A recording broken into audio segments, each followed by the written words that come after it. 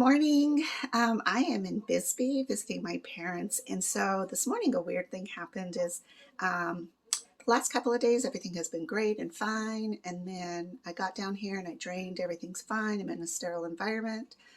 And then this morning, I got up to drain. I actually put in my 6 o'clock exchange. And then I put in my 6 o'clock dextrose. And of course, I had nothing in me. And then today when I went to drain, literally nothing was coming out. So that's not good. It's not life and death, but it isn't good. My first thought is Fi-brine has built up. My second thought is I'm due for a new connector section with a new catheter. And I think that was supposed to happen in like 2 or 3 weeks. So that could be messing up. I'm not sure. So in these moments when these happen, you have to stay calm. Because again, you have to really look at I always like to look at things like what is emotional and what is reality. Reality is, am I going to die right now? No. The emotion could be like, oh my gosh, I'm scared. What am I doing? What's going on? But the reality has to take over. And you have to think about that. Like, okay, how do I solve this? And it's kind of cool because you become your own nurse in a sense. So my first thought is, yes, I'm going to call the on-call nurse because it is a weekend. It's a Sunday. And then we'll figure it out from there. But I am going to have to go home because I did not bring heparin with me. And that was dumb. I should have brought it with me just so that I'm always covered. But that's how we learn. And I only live 2 hours away from here, so it's not a big deal. And that's within my drain time. So I did not put more in me because what I need to do is go home, get a bag, put the heparin in it, and then put that in me so that it starts to kind of like we're trying to rule out things. So let me show you. What I did was, so I used my dad's hangers to hold the bag, and that's perfectly fine. So that's my bag that I was going to fill up with. And then this is the bag that I started with, and see how little it is. Now, by this point, 3 months in, I already know I'm going to drain in at least 20 minutes. 20 minutes and I'm done. I actually drain in about 10, 12 minutes, but I stay on for 20 to make sure I get everything out. So you can tell how this, when I look down after like 15 minutes, I'm like, whoa, that's not right. So it could also be this. So that's why I chose to get off this. And since I'm already sterile and this was sterile, you don't want to reconnect to that because now it's been in the air, because that part is now freshly out in the air. So I got a drain bag because again, I have to put heparin in me now. So I drained, and this was the result of the drain. So it was a little bit better. It tells me I'm probably still clogged. And then tells me that this is probably working right. So yeah, so that's what I did in order to kind of find my own solution. These two together come to 21 drainage. So I know that that's about exactly what I had in me. And that's my usual 9 o'clock exchange. So pretty confident that I got everything out. Now I'm empty, and now I'm going to head back to Tucson so I can get my next bag injected with the heparin, and then probably by my next exchange I'll notice a difference, and then the next exchange is when I should probably notice a really big difference, like normal, what my normal is, and then everything should be fine. If not, then I will probably need to go into the center to the on-call nurse and have her switch out that, I don't know what they call it, but it's like the contraption that holds onto your catheter tip. So yeah, and if that happens, that's okay, because that means I get a new one. And then we'll know, like maybe I need to be changed out a little bit sooner, but I don't know why, because I didn't have any heparin in me yesterday. I mean, well, I didn't, but any Fi-brine showing. So I don't know. And remember, Fi-brine looks like a booger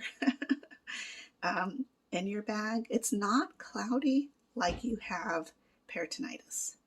And I don't have peritonitis because nothing hurts. I feel great, so it's nothing like that. So just wanted to let you know my little snag today, and hopefully that will help you know, hey, it'll be okay. You just got to take it, figure out, you know, how can you correct some of it and on your own, and then always call in, because you never know when something, you know, might be weird. If you get a fever, if you get anything, you know, anything. So, all right, I'll talk to you cool cats later. Have a blessed Sunday. Okay, so I just got home, got my box back inside from downstairs. I still have that stuff to kind of organize later, but I got to get my heparin going, which isn't a big deal. Got my needles, and then I'm going to grab out a bag or a little thing of heparin, and I want to see if this one of them, yeah, it's this one. This one here has 2, and this one here has 1. And I checked in the fridge for the other bottle I had opened from, remember when I went up to my brother's and I had to use heparin? But it had already expired. You only keep it for 21 days. So every time you open a new one, you put the date on here, and then that way it's not spoiled or rots or whatever happens to it.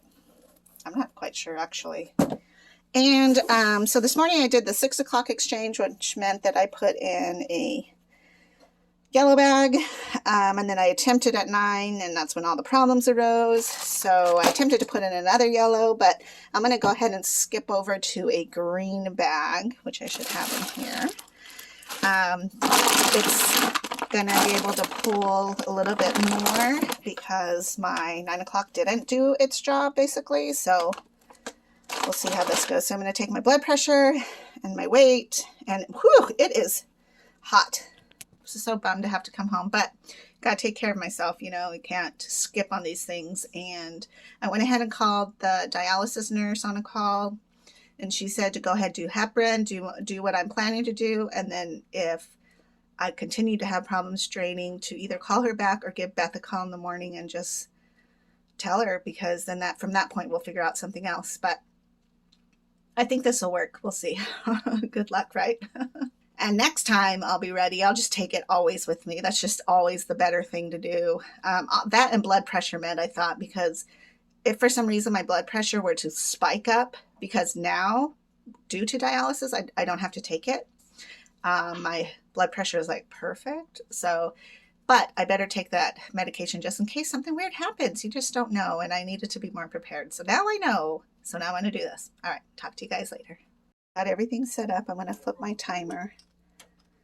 Usually you're given a blue one, but I misplaced it. But the blue one is 2 minutes and this one is 1 minute. So if you just flip it 2 times, you're good. So what I did was I took my Alcavis, and see there on the very top is I dropped a drop on there, and then the same with this. That way it's disinfecting both ports. So when I use my needle and I inject it in here, it's going to be nice and safe and sterilized so that I can put it into this spot. As soon as it is done with the 2 minutes, I will take one of these and very carefully, using a corner, I will very carefully dip it into the liquid so that it's actually soaking up the liquid, and then it's good to go for me to inject. It's a little bit weird because you can't touch like around the area, so I always hold my breath. And then in here, like, I'm always fearful I'm going to stab the needle through this part, but actually no, there's not even a way to do that. Okay, let me do my 2nd minute there. It's like long, it's short enough that it just gets in there, but not long enough that it pokes anything. But I'm always like really fearful of that. So anyways, after that, then I will disinfect my hands, and then I will go ahead and do all the procedures to connect, and I will have heparin inside my body, and then I will hopefully be able to drain this bag in about 3 to 4 hours more normally than I had in Bisbee. So that's my plan, and I'm sticking to it. All right, talk to you guys soon. One thing I need to mention is one time I injected, like I got all the heparin in here, And then when I went to put it into the bag, the needle like totally broke off, like this whole contraption did. So what I do now is I just make sure it's tight on there, because when I pulled out the next needle to do it, I realized that it was like really loose, like it wasn't even attached. So anyways, check that too before you put it into there. Make sure it's ready to go. So I wanted to show you a picture of Fi-brine, and it's kind of hard to see, but can you see it in there? It looks like a jellyfish, I think. See, it's in there. Let me see if I squeeze the bag a little, that might help. See how it's in there? That was clogging, and that's why I added heparin, because that is Fi-brine that has been in my system, I guess, just hanging out. And see, it just kind of looks like egg whites or booger. It's crazy. Yeah, there's a good shot, I think.